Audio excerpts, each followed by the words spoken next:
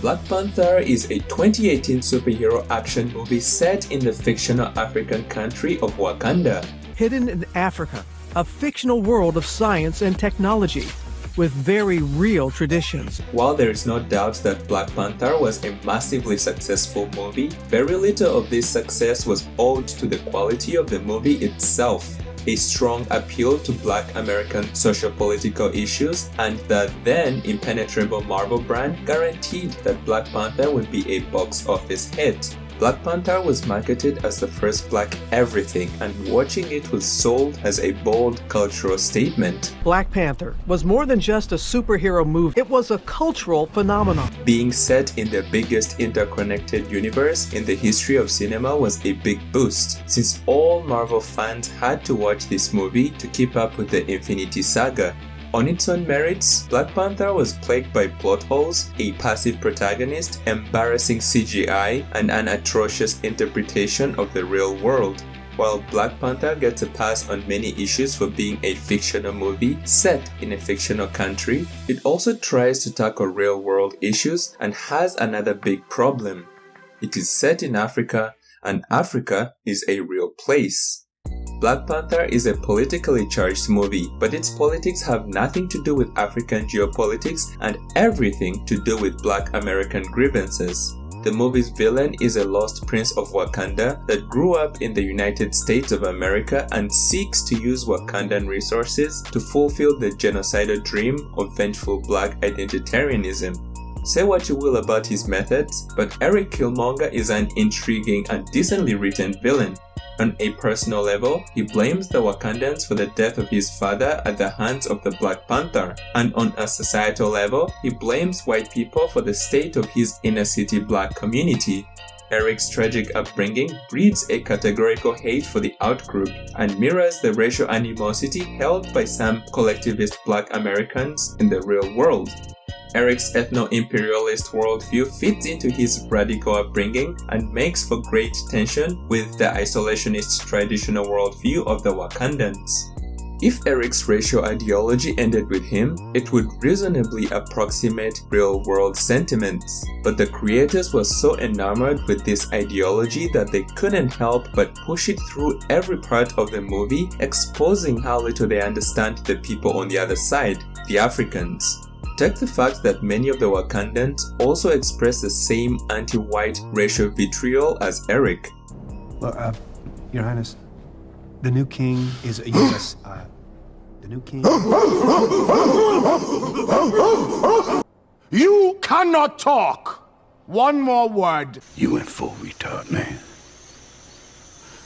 Never go full retard. All right, where am I? Don't scare me like that, colonizer. What? My name is Everett. Yes, I know.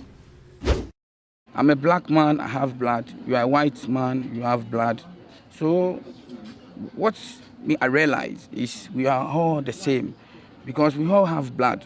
We shouldn't think of the colors. We all one. We all equal. Yeah, we all equal. So we need to help each other. I appreciate that. Thank you so much. You're welcome. Why would Wakandans behave like this when Wakanda was never colonized? Come to think of it, Wakanda apparently stood by as the rest of Africa was colonized despite possessing the wealth and technology to do something about it. They have all to say about colonialism. Even if Wakanda had been colonized, Bilbo Baggins had nothing to do with what happened to past Africans in colonial Africa. At least they had the sense to keep T'Challa out of this hypocritical buffoonery. While Africa has a diverse range of views about foreigners, a white foreigner is more likely to encounter a very different reception from whatever that was. In reality, Black Panther's portrayal of how Africans treat white people is just some Hollywood writer's personal animus and has very little to do with how a typical African would treat foreigners. Black Panther was marketed as a cultural movement for Black people. This tale from about a made-up superhero in a made-up country, but based wholly in African and African-American realities.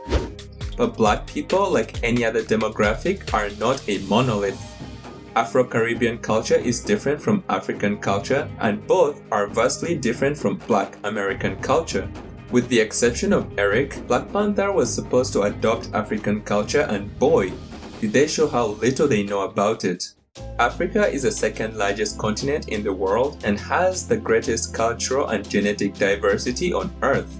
North Africa is predominantly Arabic, while Sub-Saharan Africa comprises various cultures influenced by their geography, climate, and pre-colonial ethnic migration and diplomacy. Based on the maps in the Marvel Cinematic Universe, Wakanda is a fictional country situated somewhere in East Africa close to Uganda, Kenya, and South Sudan. Yet somehow, this small, secluded, isolationist country contains cultures from every corner of the continent. It makes absolutely no sense for a country that has been long secluded from the rest of Africa to have a well-preserved cultural enclave from every corner of the continent. Almost like the writers had no concept of geography or history. The language in Wakanda even makes less sense than its cultural composition. The Wakandans speak Southern African languages, which would be as ignorant as setting the fictional country of Sokovia in Eastern Europe, yet having all Sokovians speak Spanish. I mean, they're all white and European, right? That's retarded. And that's just the tip of this iceberg of asinine stereotypes. The Black Panther movie can't help but stereotype Africa as a primitive continent, especially when it makes no sense in the technologically advanced utopia that is Wakanda. The mountain tribe of Wakanda who to shut up Bilbo Baggins because he's a foreigner. The new king is a U.S. The new king.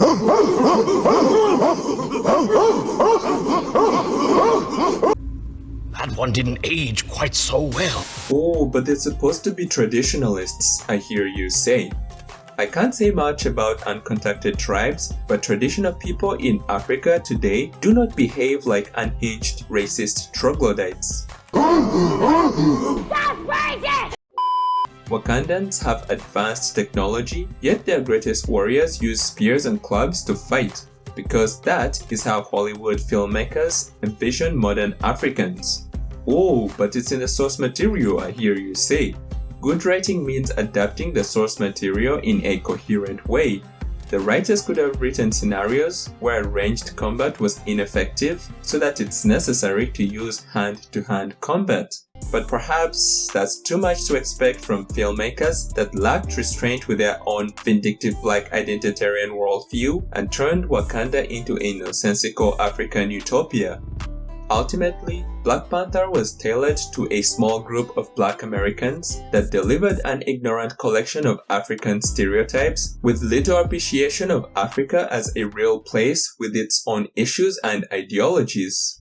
Thanks for watching. If you like what you see here, stick around and let me know what you think.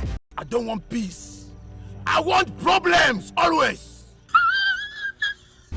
You stay tuned and stay cool.